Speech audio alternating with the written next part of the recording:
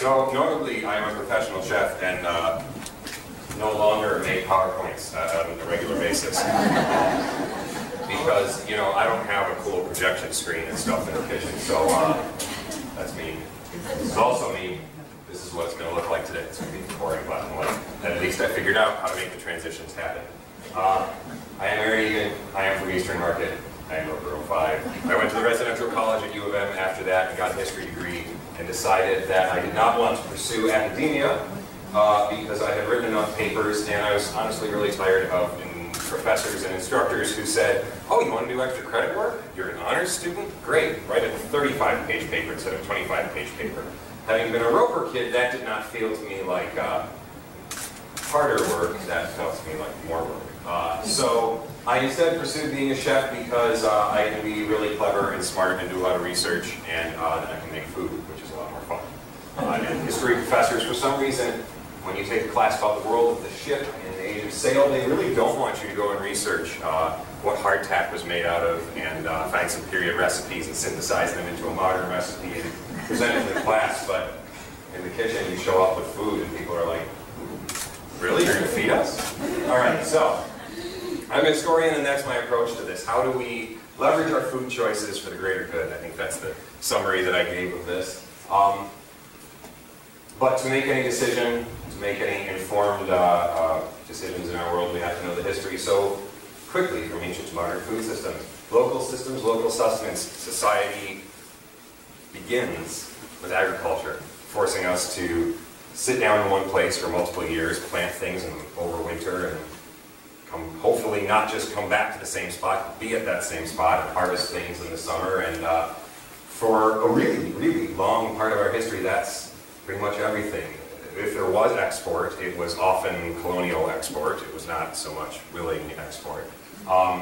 And really, this is where politics and food begin their intersection, right? Our political systems come about to organize and maintain the food systems. We need somebody whose job it is to decide who's going to do all the farming, who's going to store all the grain, where it's going to be distributed to, and if anyone gets more because maybe they had a bigger family or they had more needs. So external exploitation. Spices, which we all love, like cinnamon and cloves and grains of paradise and black peppercorns and all these things that we kind of take for granted as things that we can buy in a little jar in the supermarket shelves, are popular with us and are available to us because of massive, massive wars that were fought in Southeast Asia over islands which had the largest clove-free population in the area. And so they just decided to massacre natives and take over the island and run it as a clove plantation and import natives from the next island over who were perhaps more compliant or had figured out that if they resisted they would be wiped out and chose the path of life rather than the path of extermination. And that is more or less the state of food for hundreds and hundreds and hundreds of years, slightly expanding as technology advances, until you get to the industrialization of food. And this is really the critical point in which you go from the sort of ancient to the sort of modern. And I use ancient and modern very liberally here. I'm going to stand right on this red spot. If you need me to wander about and be more active, let me know. But this is a good anchoring place here. As somebody who used to work up in the tech booth, I appreciate the props not moving. So the industrialization of food is ultimately what I describe as the genesis of the American food system, which is the idea that you shouldn't have to eat a lower quality piece of an animal. You shouldn't have to eat a second quality piece of grain because we've got science. We have science and we can figure out how to solve this problem for everybody. We can feed everybody in the world because science is the solution. And we can feed everybody in the world with science by applying our rigorous logic and understanding of production that we've developed through assembly lines with the automobile and through all of the very Adam Smith era, let's talk about making pins and extruding pins and twisting wire and all of these things. We're going to apply that to food, and what we're going to do is we're going to come up with this great system called factory farming. We're going to raise lots more animals on the same amount of space, and we're going to be able to feed everybody so that each and every single one of you can go out to dinner tonight and have a slice of filet mignon. Because there's only 2 tenderloins on a cow, and what, there's like 50, 60, 70 people? I don't know what counts that. I'm looking at you because you're in charge of this. You should know. How many cows do I have to kill to feed everybody in this room a nice center cut piece of filet? A lot. But that's the dream, right? Everybody wants to be able to eat like the nobles. Everybody wants white bread. And that's why McDonald's and, well, White Castle. White Castle is the epitome of the industrialization of food. It is the first sanitary food system designed to deliver the same product to you as the customer, wherever you want in the United States, whenever you want. And it's going to be identical whether you're here in Michigan, whether you're in California, whether you're in Texas. It's the same thing. Now that sounds dumb and frustrating in our world of artisan food, right? We want a steak that looks like somebody raised it. In the food service industry, the term now is rustic. We like rustic things. We like it to look like, you know, somebody who didn't really know how to cook might have made it. But think about this. Think about the miracle that is, well, this one uses some Michigan products. And think about the miracle that is the sausage with muffin. No egg, just sausage. Because the egg industry is a whole different story. But I can go to any McDonald's in the world at any time, any day now, all day breakfast, and I can have a sausage with muffin, and it will be exactly the same as the one that I had in Kalamazoo when I was at my UN conference as 10, 12, 13 years ago. It'll be the same as the one that I had on my way to work 10 years or 10 years ago. It'll be identical everywhere. That is amazing. Like, seriously, that's amazing. You can't get two steaks to taste exactly the same. How the hell do you get a bunch of sausage sandwiches? And industrialization of food, which allows us to go from a local supply to a regional supply. So we're in Michigan. We have a lot of really arable land, and we have one of the second largest variety of products are grown here, second after California. It's pretty cool. And so for many years, Michigan farmers supply people in Michigan. Maybe some of those folks down in the Toledo strip there, after we lost that to Ohio. Maybe some folks in Canada, if we could take stuff across to the river to them. But really, we supplied the people who were within a day's ride in a horse-drawn buggy or something. But now, food's industrialized. We can go regional. We can produce more, so we can distribute more. Then we can go national because we can get ice trains, and we can take lettuce from James Dean's dad all the way across the country, unless James Dean throws all the ice out. To a global supply, because now we can stuff shipping containers full of food, and we can put a cool bot on it. We can put a cooling unit on a shipping container, put it on a ship and send it across. We can load planes. I can get fish that was pulled out of the water in Japan yesterday, today, because I can have them throw it on ice on a plane and get it. And that's amazing. And that is the dream of every chef in the 19th century and in the early 20th century was food, wherever you want it, whenever you want it, of any type, the cornucopian ideal, right? We can have anything from the world over. And when you look at old menus, they are humongous, they are exhaustive, and they have every kind of oyster that you could possibly want, and 6 different kinds of meat, and game meats, and this and that, and exotic things that are brought in, because if you can get champagne that's really from Champagne, France, at a railroad restaurant in Philadelphia in 1907, it's pretty good, right? I mean, that's kind of exciting. That's like going somewhere and they have the really rare black top rum that doesn't exist anymore or something like that, you know, But now we're moving into a different place. So, a different introduction now, the temporary business world. Structural inequalities in business opportunity. In Detroit, the last time that a restaurant got, I want to say it's the Free Press, it might be the News, got the top chef or top new restaurant award that was run by a black restaurateur was Sweet Georgia Brown, which hasn't existed in a long time. It was over 10 years ago. All of the popular new restaurants that have opened up in Detroit are run largely pretty much and owned pretty much by people who look almost exactly like me. And if you think about businesses around the Metro Detroit area where we eat cheap food, and this is another point somewhere later on this slide, where do we eat cheap food? Where do we go to find good food? Well, we don't go to some dingy little shawarma joint in a strip mall, because that's definitely not gourmet food, right? That's just some immigrants making immigrant food for cheap, because that's what immigrants do, right? No, I mean, everybody's making food to nourish other people, right? That's what we do in this industry. We take care of other people. We try and display hospitality. And so if you come to this country and you have nothing else to hang on to but a bit of food and culture from your homeland, and you know how to make it for a relatively low cost, or it happens to be food that just doesn't cost much in the United States, you end up with these, you know, most affordable, aka the cheap restaurants, right? And we don't, as food critics, we don't go to cheap restaurants. I say we because I've written for the Metro Times and Jewish News and a couple other people.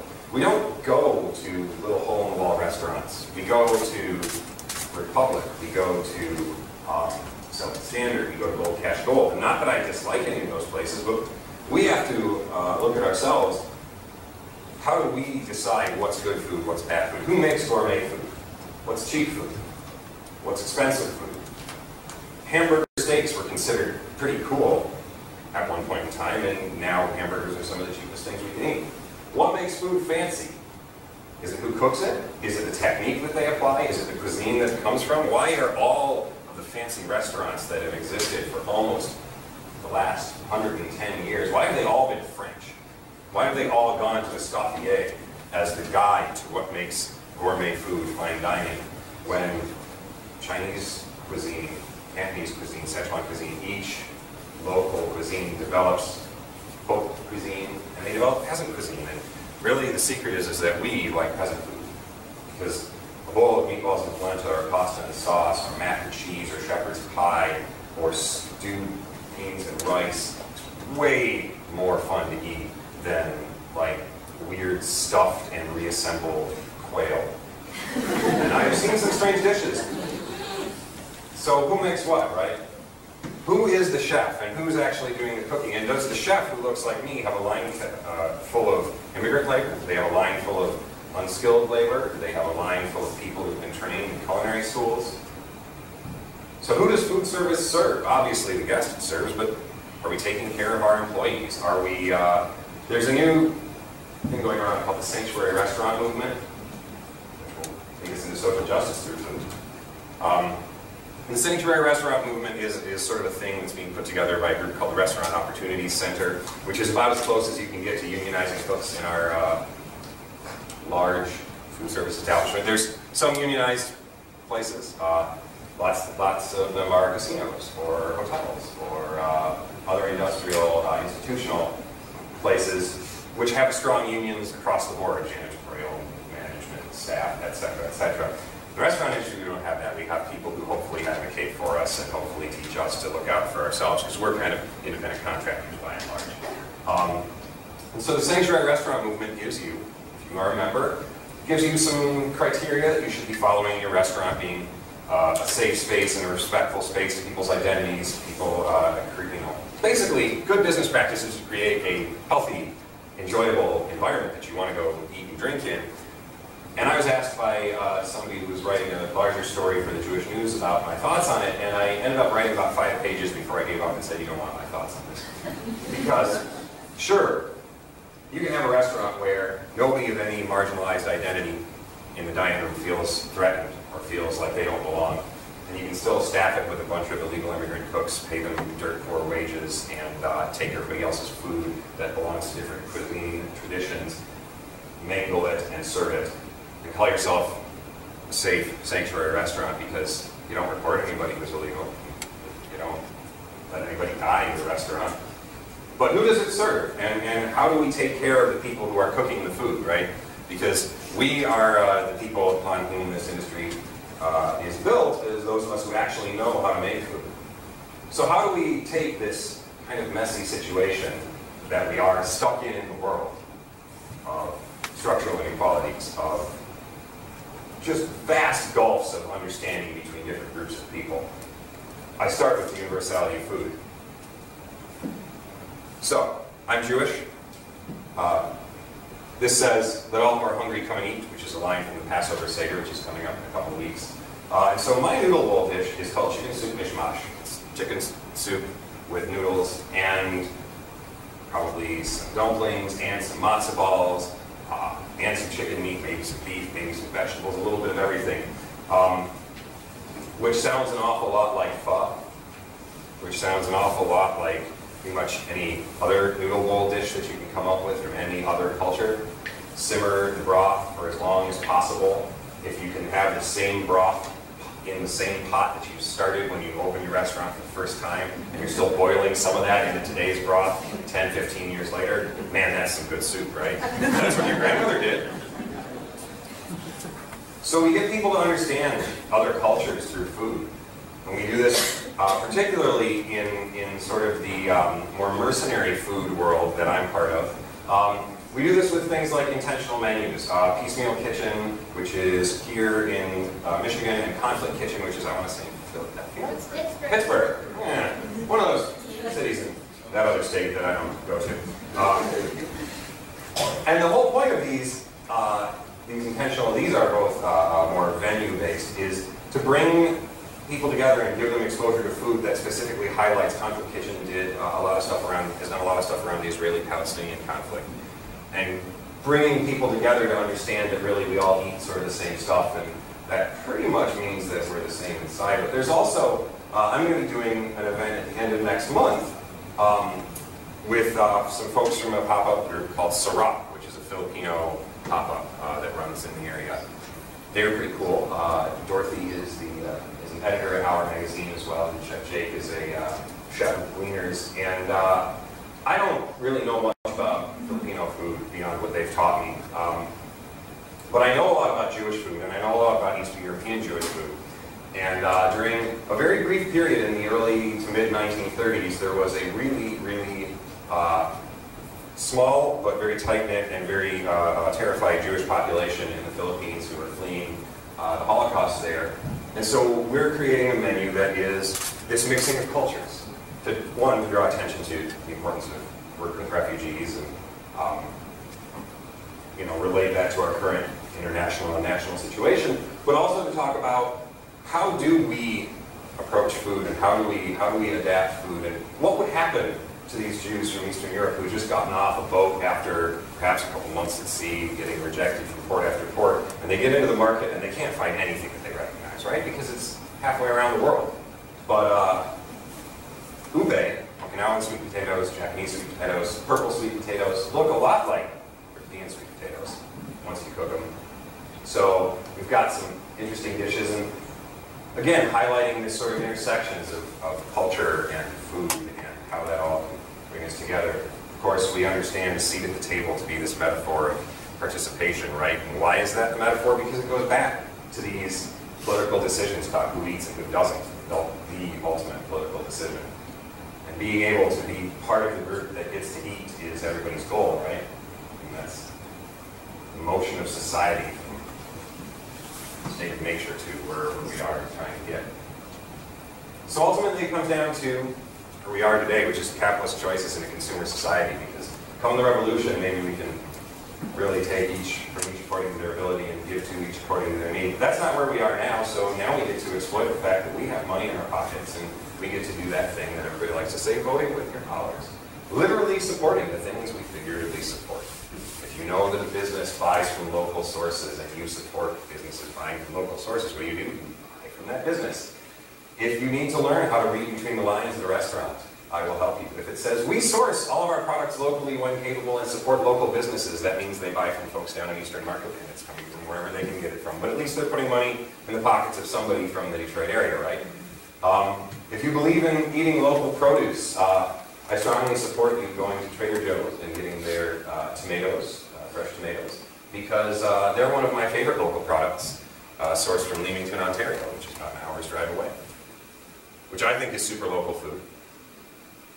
They have a great greenhouse program there, and but this too, if you support small businesses, local businesses, if you don't like the way that big box retail, and does anybody know anybody for whom Applebee's is special occasion food?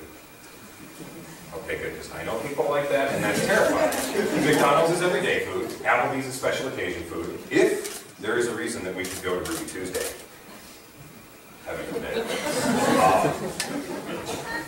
if you believe in small restaurants, go eat at small restaurants.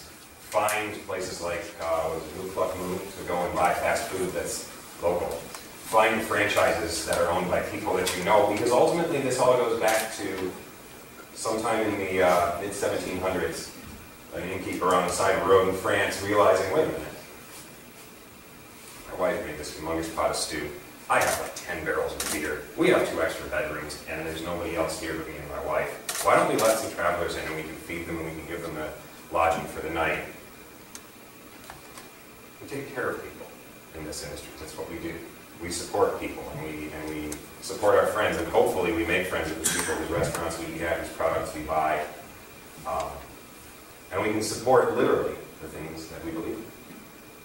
I stole this shamelessly, but I've been working secretly for Avalon International Bread since they opened. I folded pie boxes for them for their first Thanksgiving. And this is the motto they have on the back of every single t-shirt they sell and every piece of merchandise they do now. Eat well, do good. And that's what it comes down to, right? Making good choices about what we're eating, and there's a whole second presentation that I can do about nutrition and eating right, and that's not fun. Everything in moderation. Don't get fast food when you want it. But understand what you're supporting when you go and buy that 99-cent burger or whatever. And do good. And do good in your daily life, obviously, but do good as much as you can through making decisions about how you eat, looking at who makes the food, how they make it, how they're treated, and making those decisions to support or not support businesses, because that's the world we're in, a world of businesses, a world of people who want to make money, and if you tell them you won't make money if you don't make these decisions, they're apt to listen. I don't know. Food is complicated, right? It's a grand unifying theory of everything. We all have to eat. It's the last thing, the first thing and the last thing that we all have on our minds, and we've spent so much of our species' existence just trying to figure out how to feed ourselves. Now we've got it down fairly well, mostly.